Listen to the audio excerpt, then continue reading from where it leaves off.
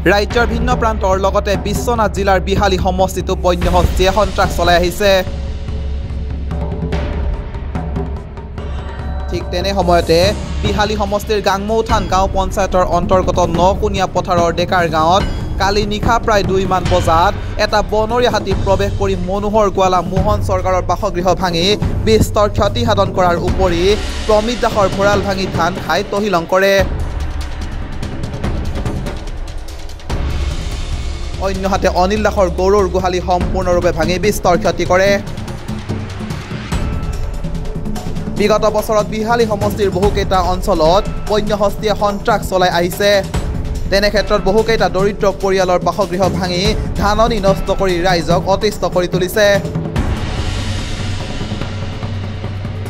এনেদৰে হাতীৰ উপদ্ৰৱ চলি থাকিলে এই ঠাই এৰি যাবলৈ বাধ্য হ'ব এই অঞ্চলৰ ৰাইজ।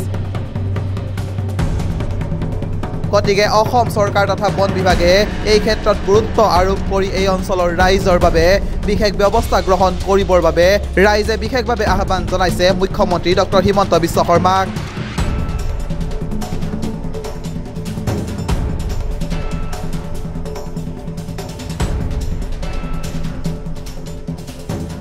মই কম মানে কৰিবলৈ ওলাইছোঁ, ঘৰত আহিছোঁ, গোহালি ভাঙিলে। তাৰপিছত পথাৰত আছিলোঁ, আলু খেতি ৰখি তাতো হাতী ওলালে, তাকো খেদিলোঁ, খেতি কৰিলোঁ। আজি 3 দিন ধৰি টোপনি ক্ষতি। আজি বোলো ঘৰত আহি শুম দিনত অকণমান, তাকো এতিয়া ৰাতিপুৱা আহি পাইছোঁ, মানে ৰাতিয়ে শুনিছোঁ আৱাজ। আহিবলৈ ভয় লাগিছে, হাতীটোৱে মানে একদম মানুহলৈ খেদি যায় একদম। ঘৰ ভাঙিছে, ঘৰ ভাঙিলে গোহালি। এয়া বনাই আছোঁ মই এতিয়া পথাৰৰ পৰা আহি লৈ গৰু গাই এৰাল দি। ভাগ্য ভাল গৰুকেইটা নামাৰিলে বুলিহে, তাৰ কাৰণে অকণমান বাচিলোঁ।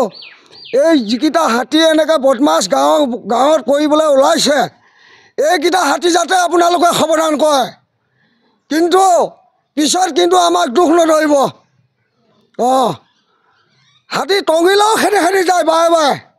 তাৰপৰা ৰাতি শুবই পৰা নাই এইকেইদিন, টোপনি ক্ষতি কিমান দিন কৰিম কওকচোন। আৰু ভাত খাম ক'ৰপৰা আমি, যদি এইখন যদি মংগলে হৈ থাকে।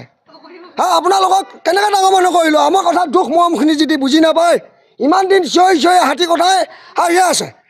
আজিলৈকে যে এইকেইটা হাতী সাৱধান কৰা নাই কিয়, সেই কথাটো আমাক লাগে। ৰাগ উঠিছে কিন্তু এতিয়া আমি আপোনালোকক বনাই দিলোঁ, আপোনাৰ কথা কাণে কিয় নুশুনে আমাৰ কথা।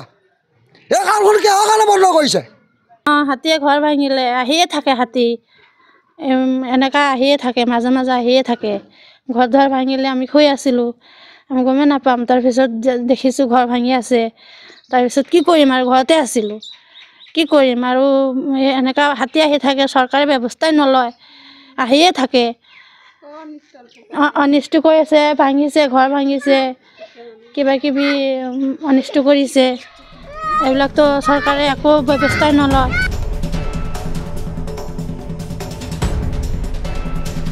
বিহালীৰ পৰা কৰণ শইকীয়াৰ report, news 12 Assam north east.